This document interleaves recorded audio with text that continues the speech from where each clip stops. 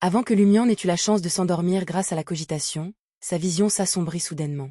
Sa conscience avait l'impression d'être tirée par une force invisible, plongeant directement dans les profondeurs de la terre. Il résista instinctivement pendant un moment, puis éprouva la sensation de sauter d'un fond marin sombre jusqu'à la surface.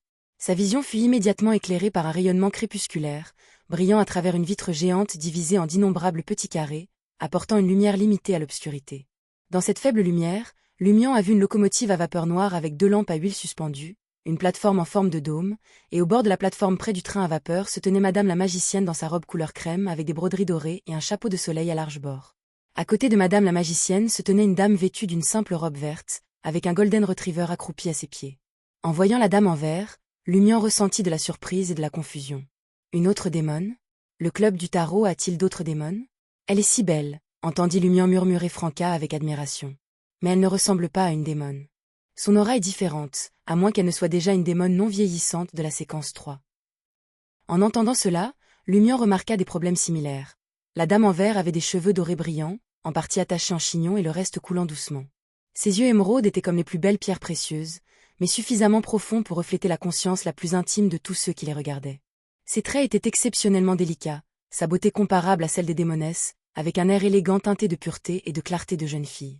Une telle aura était très rare parmi les démonesses inférieures à la séquence 3, du moins Lumian ni Franca ne l'avaient jamais vue auparavant. Et de plus, Lumian a constaté que regarder cette dame n'invoquait pas le désir qu'il ressentait habituellement face aux démonesses. Au lieu de cela, il ressentait un sentiment de paix, de chaleur et de stabilité. Ce sentiment familier a déclenché l'intuition spirituelle de Lumian, évoquant certains souvenirs. Combiné avec ce que Madame magicienne avait dit plus tôt, il arriva rapidement à une conclusion. « Bonsoir, Madame la Justice. » L'élégante dame vêtue de vert avec une touche de jeune fille doit être la carte arcane majeure Justice, l'un de ses psychiatres. « Bonsoir, Madame la Justice. » Anthony fut le deuxième à parler. Après que Franca et Jenna aient poliment salué Madame la Justice, les yeux de Franca se sont soudainement agrandis. Elle a pointé Lumian du doigt et a dit « C'est comment es-tu redevenu un homme ?» Lumian s'examina par réflexe et découvrit qu'il ne portait pas la cape noire, que les gonflements dans sa poitrine s'étaient atténués et que sa chemise blanche, son gilet noir et son pantalon sombre lui allaient comme avant. Pendant ce temps, Franca portait toujours sa blouse à fleurs en dentelle et son pantalon de cavalière crème, avec une petite veste rouge. Sa poitrine était proéminente et sa queue de cheval se balançait doucement, elle ressemblait en tout point à une démone. À ce moment, Madame la Justice a dit avec un doux rire, « C'est entrer dans un vrai rêve, qui est différent du rêve normal. » L'utilisation d'un charme de rêve fait dématérialiser le corps et entrer directement dans le rêve. Quelle que soit votre apparence dans la réalité, c'est à quoi vous apparaissez dans le rêve. Les rêves normaux dépendent de la perception en temps réel. L'image de votre rêve peut être votre moi actuel, votre moi passé ou même un moi modifié. Mais dans un vrai rêve, si vous parvenez à maintenir votre conscience, ce qui apparaîtra sera votre perception subconsciente de vous-même.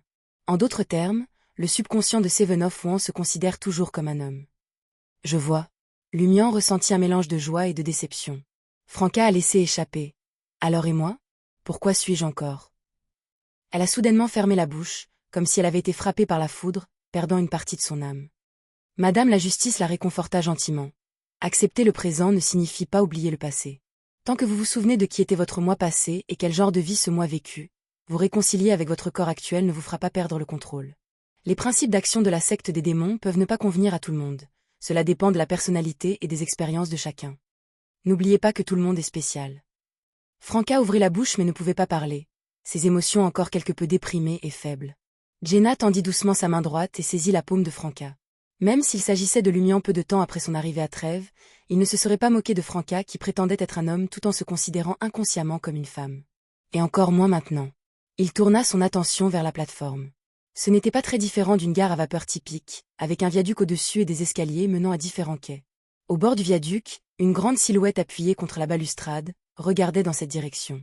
Son trench-coat noir flottait légèrement et il semblait porter des gants rouges. Dans les escaliers menant à cette plateforme, la dame à la robe sombre et complexe portant 4 têtes observait ouvertement ci-dessous. En revanche, à mi-hauteur des escaliers menant à une autre plateforme se tenait un petit garçon avec un nœud papillon couleur mercure.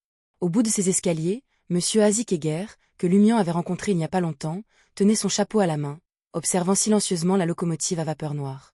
Sur les chaises d'attente de l'estrade de Monsieur Azikeger était assis le chevalier aux épées mariques et le demi-dieu de la faction de la tempérance Charon, face à Lumian et aux autres, immobiles comme des marionnettes amenées pour servir d'audience.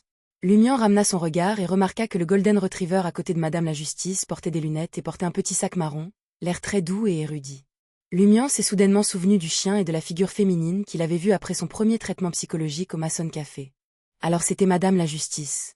C'est dommage que Madame Suzy ne participe pas à cette mission du rêve de Monsieur Fou, sinon je pourrais la remercier en personne. Lumian retourna à regret son regard vers Madame la Justice et Madame la Magicienne. Madame la Justice lui a souri et a dit « Parce que vous êtes en fait devenue une démone du désespoir et que votre subconscient le sait, vous pouvez librement basculer entre votre image de soi subconsciente et votre véritable apparence actuelle. Cela pourrait vous aider à créer des déguisements parfaits dans le rêve et à jouer un rôle crucial dans les scènes clés. » Pourquoi je ne peux pas faire ça? Franca gémit silencieusement. Lumian hocha la tête avec compréhension.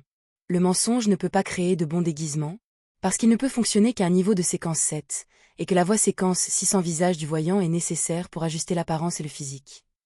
Oui, mentir au niveau séquence 7 ne peut modifier les apparences que dans une certaine mesure, équivalente aux meilleures techniques de maquillage. Madame la Justice hocha légèrement la tête, puis tourna la tête vers le Golden Retriever à côté d'elle. Suzy, as-tu quelque chose à leur dire? Suzy. Les sourcils de Lumian se contractèrent alors qu'il déplaçait soudainement son regard vers le Golden Retriever à lunettes avec le petit sac. Le chien a parlé d'une voix qui lui est familière.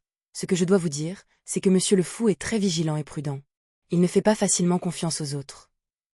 En entendant le Golden Retriever parler, tout le monde sauf Anthony et Ludwig avait l'air choqué et surpris. Si le Golden Retriever ne s'était pas appelé Suzy, Lumian n'aurait certainement pas été aussi étonné par un animal parlant en langage humain. Après un bref silence, Lumian a ajusté son état d'esprit et a dit sincèrement « Merci pour votre rappel, et aussi pour votre traitement précédent, Madame Suzy. Et merci aussi, Madame la Justice. » Après avoir vu un enfant manger des globes oculaires du diable, qu'y a-t-il de si étrange à propos d'un chien qui parle? S'ils étaient des terriens, cela ne serait peut-être même pas inhabituel. Peut-être qu'ils aimaient simplement être des chiens et ont trouvé un moyen de se transformer en chien. Lumian a ensuite demandé à Madame la Magicienne et à Madame la Justice « J'ai encore une question. Quelle est l'identité de Monsieur Fou dans le rêve? » L'éveil de Monsieur Fou nécessiterait sûrement d'interagir avec lui dans le rêve. Madame la Justice et Madame la Magicienne échangèrent un regard avant de sortir une enveloppe jaune brunâtre nouée avec une fine ficelle de coton. Ceci contient des informations sur l'identité de rêve de Monsieur Fou, mais vous ne pouvez l'ouvrir qu'une fois que vous êtes véritablement entré dans ce rêve. Il contient également de l'argent liquide, des documents d'identité et des cartes préparées pour vous. Lumian prit l'enveloppe et montra la locomotive à vapeur noire de fer arrêtée à côté de leur plateforme. On prend ça? Oui, après votre embarquement, je le ferai voyager jusqu'au bord de ce monde de rêve. Vous devez tenir fermement vos pièces porte-bonheur. Lorsque le train atteindra le bord du monde des rêves, ils vous aideront à entrer dans le rêve de Monsieur Fou. La première fois doit être aussi compliquée, mais ensuite vous pourrez entrer et sortir de ce rêve normalement en utilisant les pièces porte-bonheur, a expliqué brièvement Madame la Justice.